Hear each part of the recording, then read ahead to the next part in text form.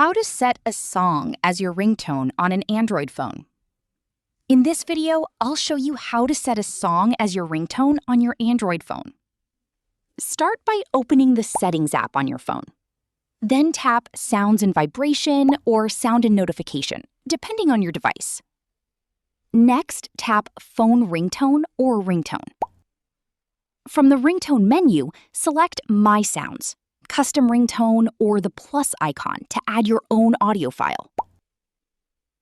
Make sure the song you want to use has already been downloaded and saved on your phone.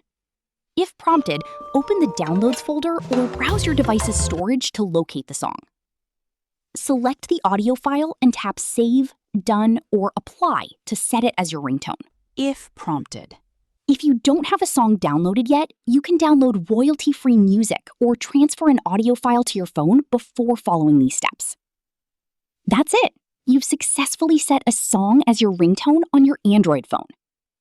If you find this video informative, click on like, share, and subscribe for more videos.